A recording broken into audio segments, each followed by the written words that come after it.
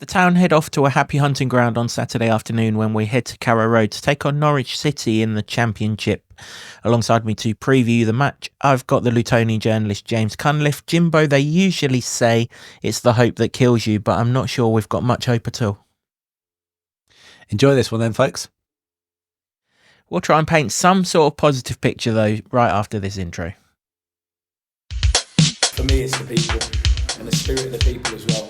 I love this town. I love this town. I love this town. You know what I love about this town is actually you. Everyone in it has got this massive soul. We're Luton people, and that's what we care about.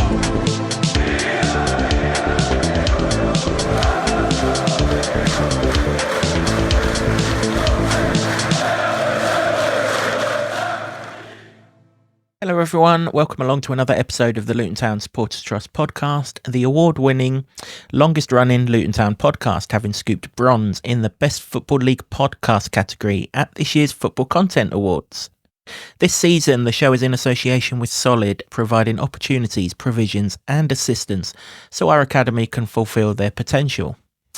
As I mentioned before the intro, we are previewing Norwich City versus Luton Town Saturday 3 p.m. No UK TV coverage. So if you're not one of the thousands that have got a ticket in the Luton end, you won't be able to watch the game, but you'll still be able to listen to it via the usual ways and means.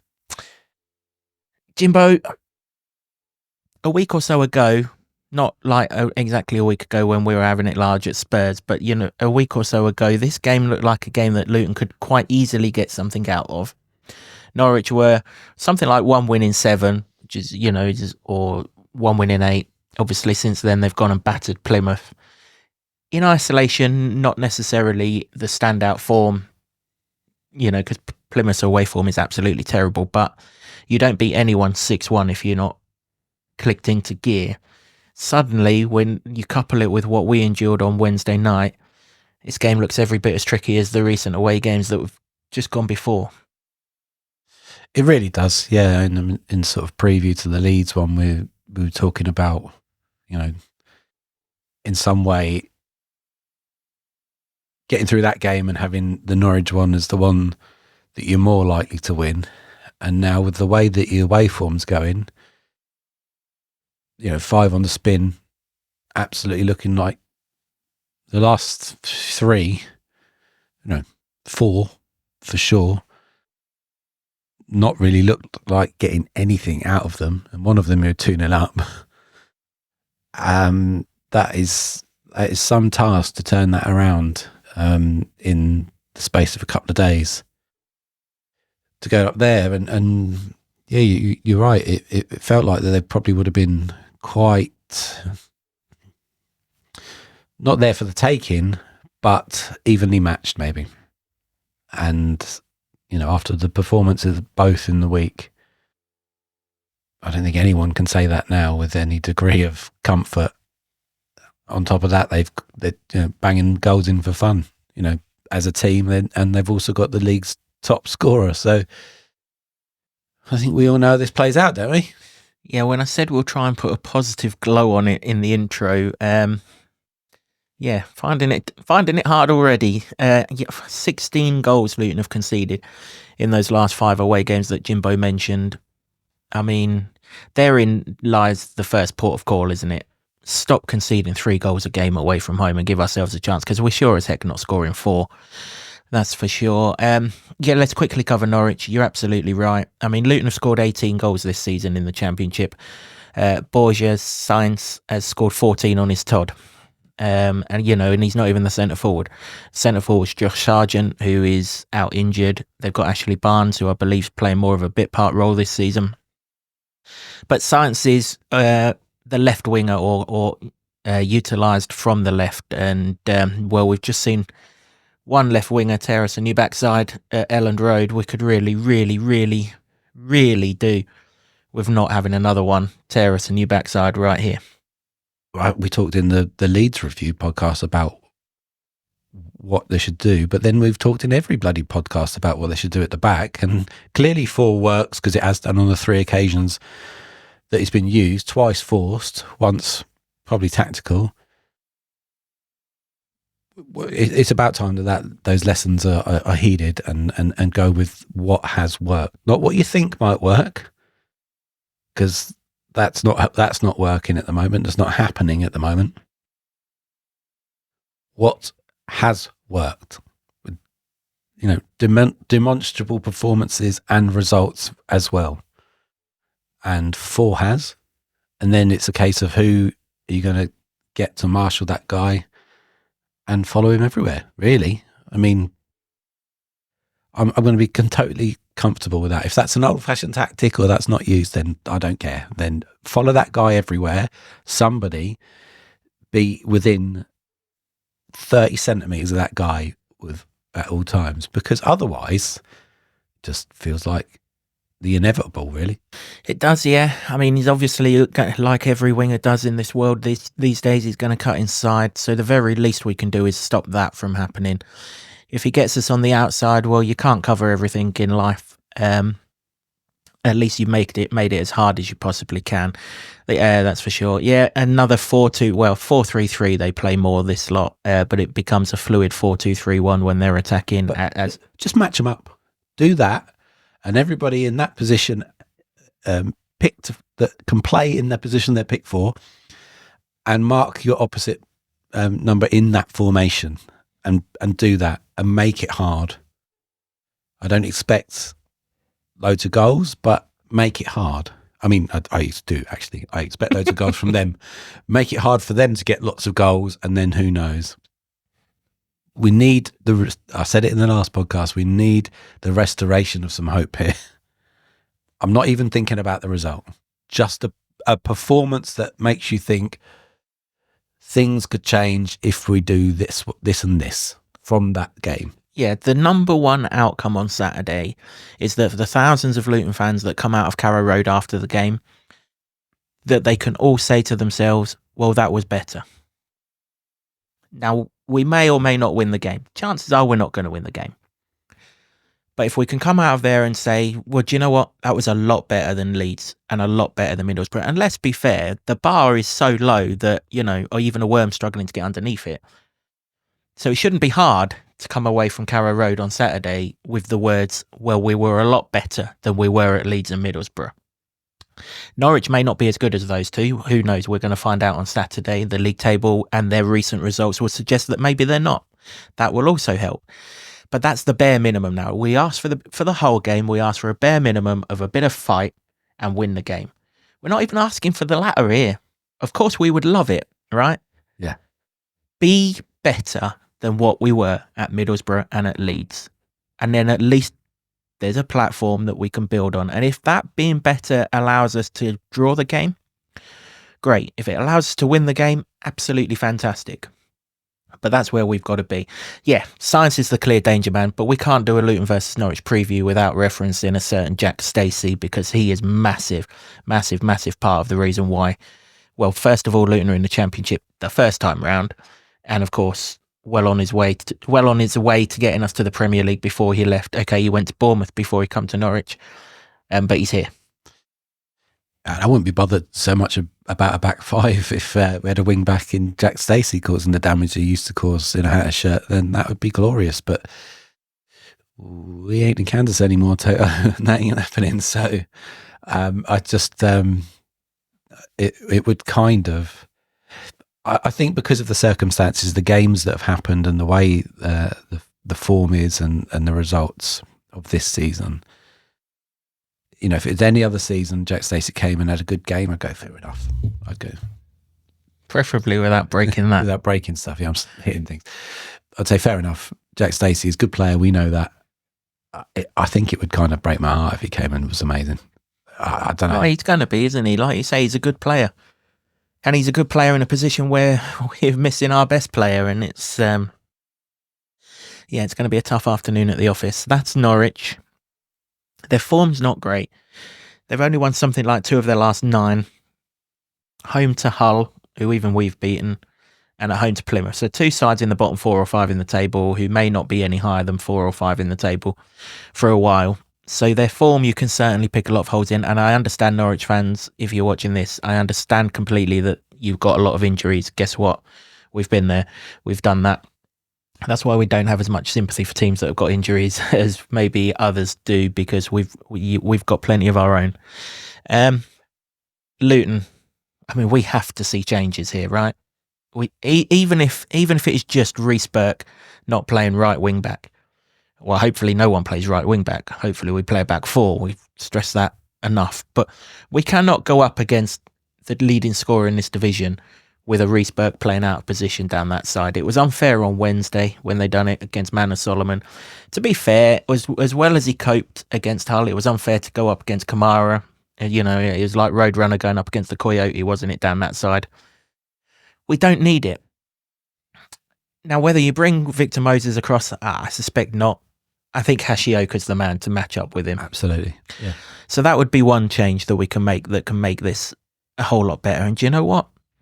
We can put Amari'i Bell at left back if we really want to, and then just pick two centre halves. And if we were to do that, I would be picking Mark McGuinness and Reece Burke.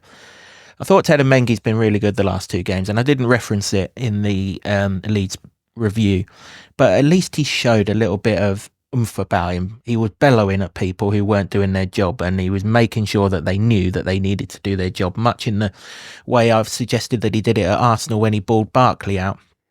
But I mean, they're not going to drop McGuinness, are they? Whether they should or shouldn't, and I probably shouldn't really. He had 100% pass completion at Leeds the other night. Now I know he's not in the team to complete passes, but in a game where we couldn't pass water to complete every pass, there's only 20 of them. It was a small sample size. That at least gives you some possession in the game, and we're going to need some of that here, because if it's just the Alamo like it was the other night, we'll surrender in no time. We've seen that time and time again. So that's why I'd go with McGuinness and Burke. Burke's just the best defender that the club's got. There is suggestions that he might be injured, in which case obviously it's McGuinness and Mengi that would be centre back. I'd love a back four. Do I see it? Nope. So I think it'll be Bell, McGuinness, and I would imagine if Burke's injured, it would be Mengi again, wouldn't it? And then we're in the situation again whereby it's going to be Victor Moses as left wing back or Tahith Chong at left wing back. Now, I would imagine Chong will come into the side. There was no point in leaving him out on Wednesday night and then not starting him here. And let's be fair, none of the midfielders particularly jumped out and said, well, I can't be dropped. Jordan Clark did have a good game, admittedly. But I think if you're dropping any of the three central midfielders, you would drop him ahead of Marvellous and Tom Krause right now. I think their form is infinitely better than Jordan Clark's, as well as he played the other night. So if Chong comes into the centre of the park, potentially it's for Clark or it's for Moses at left wing back. But Chong up against Stacey, I mean, that's got the warning signs flashing before we start. The phrase that you used there, Chong in the centre, just worried me. Because there was it just felt like there was no midfield at Elland Road. Absolutely no midfield whatsoever. And I think if you're going to look at the situation and say you've got to try and be tough to beat, then you just need players that are going to be athletic and physical, and that's not Chong.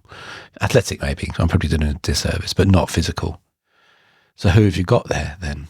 Well, I think Nakamba, you're going to have to play him till his legs fall off. I mean, the Leeds game has ruined his stats has not done his stats a good service about how many times he starts and Luton don't lose. But they're still pretty damn good.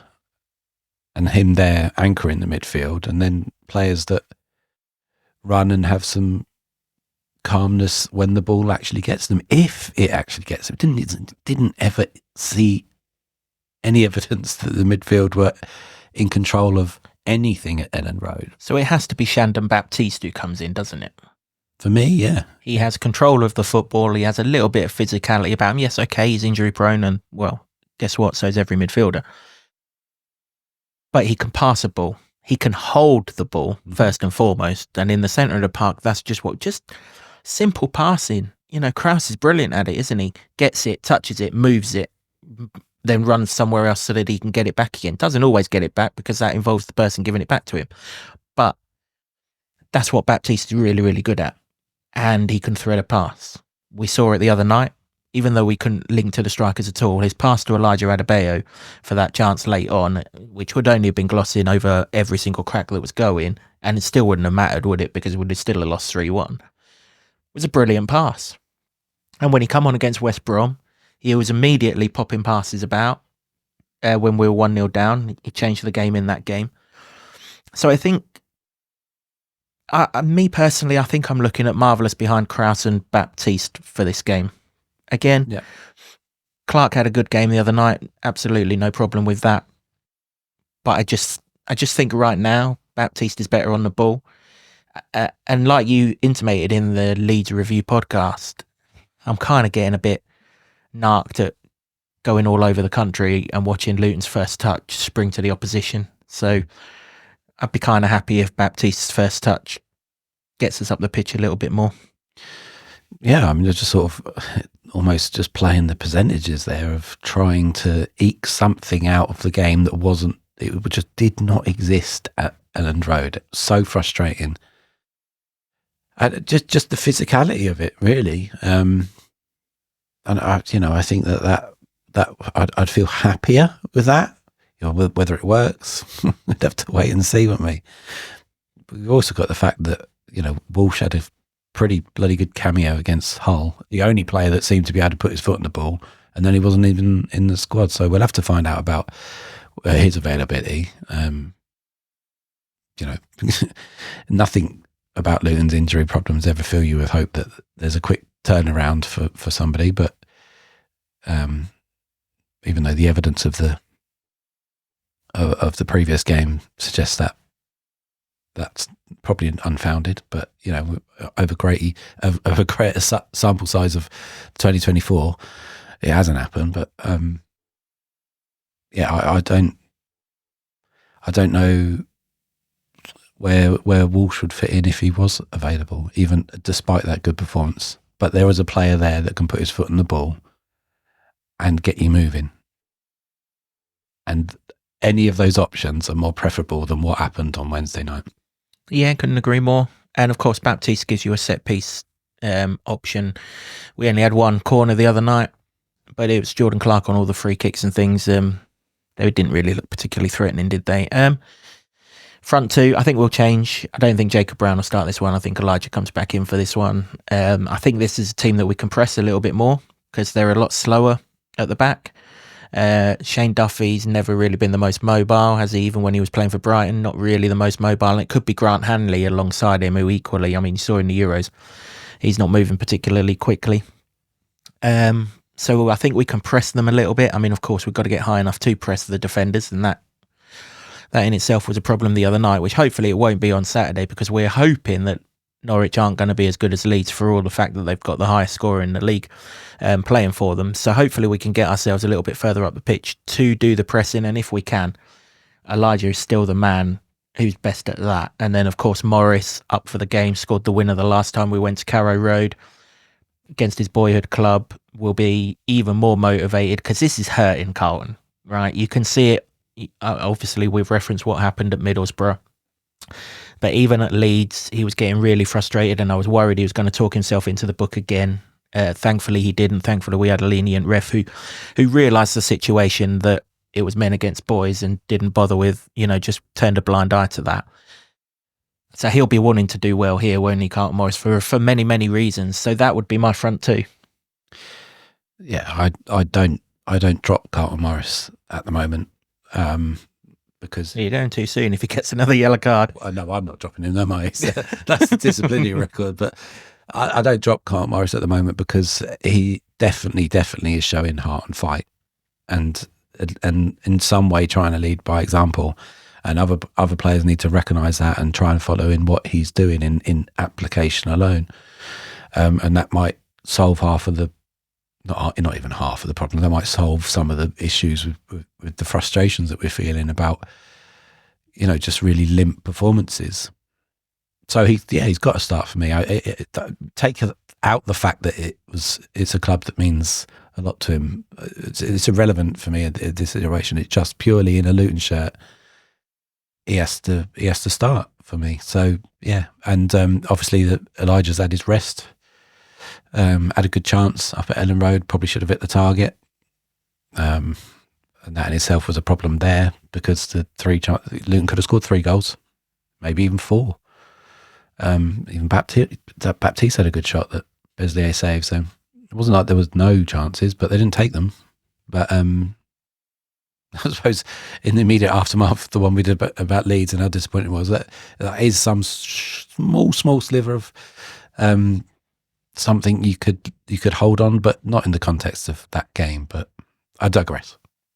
He's had his rest, getting back in. Indeed so, yep. So how do we get at this Norwich side?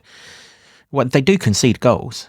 You know, they don't keep many clean sheets. They got Angus Gunn in goal, who was in goal for Scotland in the Euros. And if you remember him, I mean, he threw pretty much everything in for him, didn't he? And certainly in the Nations League in the early part of it, he's been out injured, but he's back now.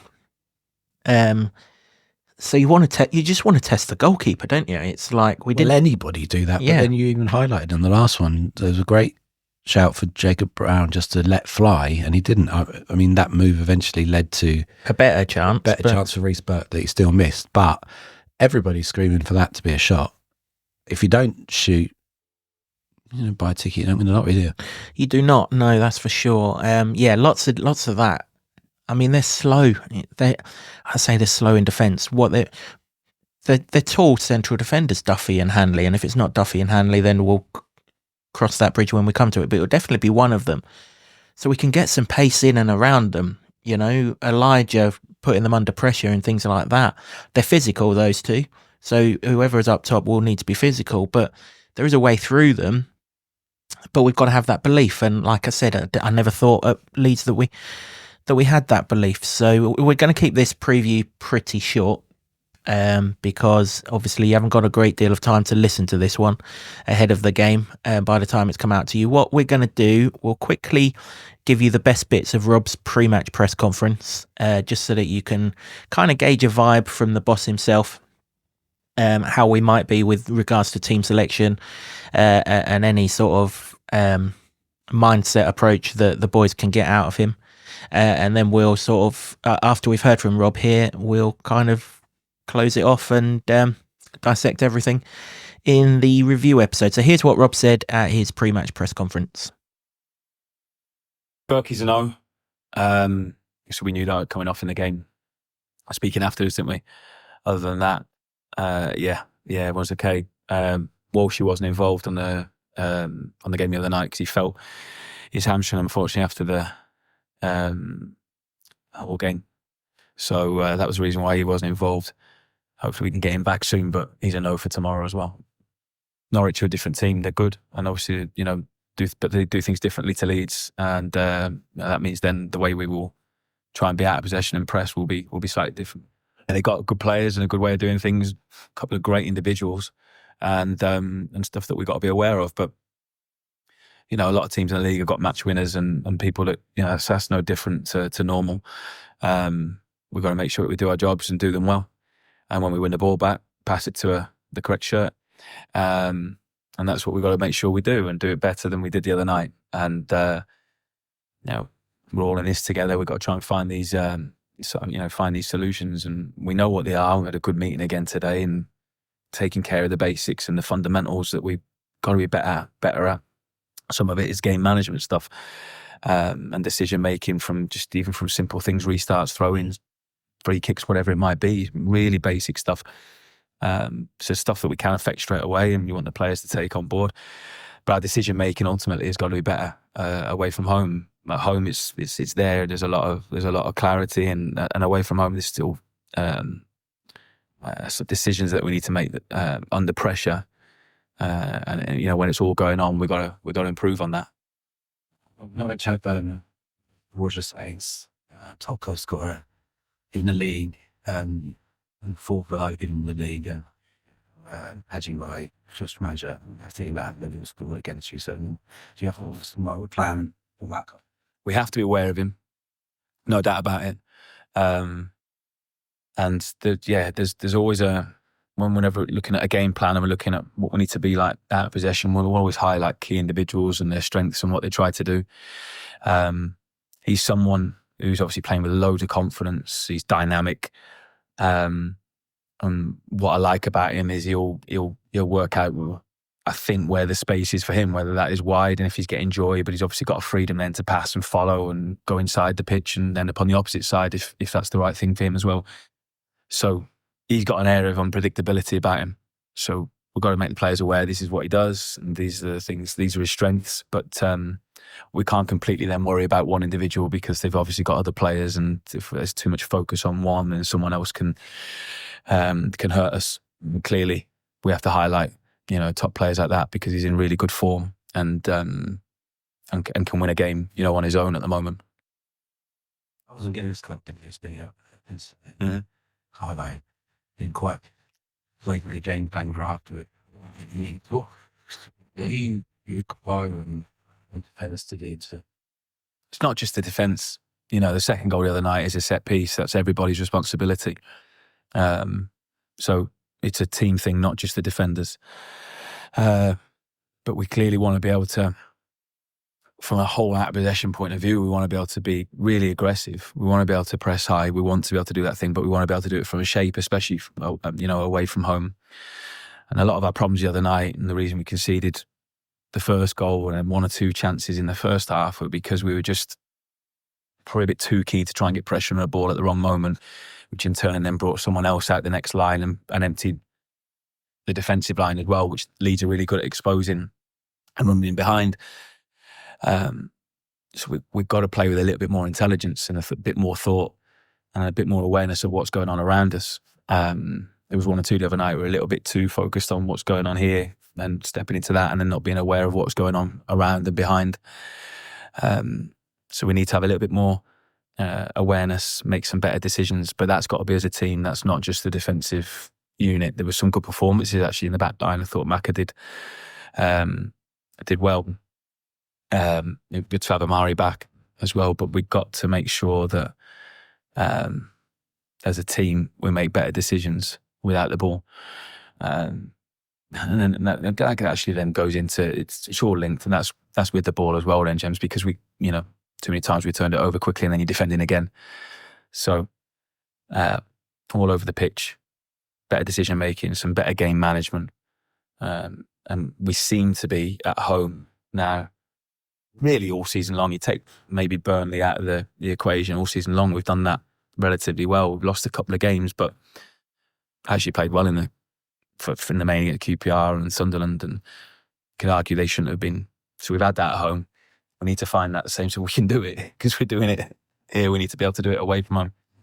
They just away from form in particular, they just not understanding the instructions. I don't want to put all of this on players. It's all of us. We've got to be able to now find that, find the right answers, that right balance. But we've allowed a few things. And I spoke to you before the last game. We've allowed one or two knocks to then affect us, and we've been hit maybe in quick succession in games, which obviously we can't allow. That wasn't necessarily the case the other night. We sort of stood up after being knocked after the early-ish goal, and that's been one thing. But then there's the players understand what they got to do. There's no doubt about that. But what we've done is we've been punished for some ultimately some kind of basic errors really too often, and we can highlight a lot, especially away from home, goals that we conceded where they've been from us and from players that we expect a high level of, and good players made too many basic errors, whether that's someone switched off from a set piece or whether that's not got the covering distances right, not tracked the runner.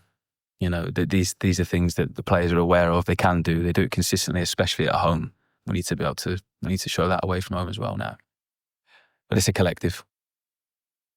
I remember going back when I think it was before of talking about Iron War. You said it about should have matched the basics. Just for the way. Well, we have been, and we are doing, and yeah, for this one we'll do even more, if it's even possible. So yeah, ultimate proper clarity. Try and remove as many decisions as we can, so that there's a real focus and a clarity on this is my role, this is what I need to do. Let's go and carry that out. So that'll certainly be the plan for tomorrow. Hopefully, real clarity on this is what we need out of possession. These are our triggers to press. This is when we're going to go. This is what we need them from the defensive line when they're going to press. This is what we want to do with the ball. This is where the space are going to be. When it goes here, this is the run that we want. These are the passes that we think we can make. This is the space that we think it's going to open up. These are the areas in the box that we want to try and attack with the right numbers. This is where we want to try and lock it down. Off we go. And there's obviously a lot around that, a lot of decisions in 98 minutes of football that we have to make. But we want the players to go out with a lot of clarity, feel confident. We really believe in them, but then go and execute the plan. So that was Rob at his pre-match press conference. That was recorded after we recorded the meat and potatoes of this podcast. So we don't know what he said. Absolutely no idea what he said. But we hope what he said was we're going to go to Norwich. We're going to go right after them. We're going to play with a back four and we're going to get the win that we need. I suspect he hasn't said that, but let's hope he did. That's pretty much it for this episode of the podcast. We've not gone too deep on this one. This is the third review podcast we've done in a week. We're not going to get this out to you until Friday evening. There's not a great deal of time. We're regurgitating a lot of the same stuff that we said on the review for the Leeds game. We don't need to hear all of that again. It's kind of dispiriting and disheartening, so we're not going to do that. But what we will do before we go, we'll do the score predictions. My turn to go first this time, Jimbo. You're 1 point ahead of me. I don't think it ends this, but I didn't back Luton to lose. Sorry, didn't pick Luton to lose in the Premier League. I'm not picking Luton to lose in the Championship. So this one's going to finish Desmond 2-2. Okay. Yeah. Go on, you can have your point. Go ahead of me too. Go 2 points ahead of me. Again, don't hate me, but are we really expecting anything different? All the evidence so far on the road suggests defeat. And I'm not going against the evidence, really. I'm a rational man. So, and unfortunately, I'm going to go 4-1. Sorry, I don't want it to be 4-1, by the way. I cannot believe I'm in this situation, but is what it is. You can have the 1 point, but please, for the love of God, don't give him 3 points. With that prediction, 2-2 for me, 4-1 for Jimbo. Pains me to say it, but his is probably more likely than mine. But you never know. That's why they play the game and don't play it on paper, isn't it? That's why they stick it on grass and play the 90 minutes. Let's just have some hope back. I just want some hope back. As we said earlier, just be better than the last 2 games. We're not asking too much in that. It's almost impossible to be worse, I hope. Touch wood. I hope. But we shall see. Get your score predictions into us. Really, really sorry that there's not much time for that. Don't blame us. Blame the ridiculous scheduling that's going on. But as always, if you get the score right, you'll get 3 points and a shout out in the review episode, which will be out as normal early on Monday morning. And if you get the result right, which I dare say there's going to be an awful lot of Norwich win predictions, you will get 1 point if that is indeed how it works out. You should be getting 5 points and 10 points for having the faith in a Luton win if you get that right, but that's not how we're doing the scoring system right now. If you've got a ticket to Carrow Road on Saturday afternoon in the Luton end, be loud and be proud and try and get behind these boys, if not right the way through the 90 minutes, at least for the very start. Let's try and get some hope in the stands that can carry out onto the pitch and get some sort of performance out of the boys that carry them as close as they can. It might be that Norwich aren't as good as that 6-1 win in midweek, and if it is the case, then who knows, we might give ourselves every chance if we set ourselves up in the right way. Thanks very much for watching or listening, however it is that you've consumed this podcast. We really, really do appreciate all of the comments. Please do keep them coming. If you've got any comments of the wider picture or everything, we'll probably cover that in a section of its own in the Norwich Review podcast when we look back on these last 6 away games, which we tentatively probably think are going to be 6 defeats in a row that we have to reflect on and where it's all going wrong and things. Get your views into us and we'll share them when we do the review episode. Thanks also to the Barber Club and the Lower Level in Luton for hosting our studio. We really appreciate all your support, guys, as we do to Sean Grant and the Wolfgang for the intro music, and to Ed Smith, Creative, for all the designs that you see on set. Until next time, which will be a review of what we're not expecting to be a particularly positive afternoon of football at Carrow Road, but you just never know. From Jimbo and myself, come on, you Atters. For me, it's the people and the spirit of the people as well. I love this town. I love this town. I love this town. You know what I love about this town is actually you. Everyone in it has got this massive soul. We're Luton people.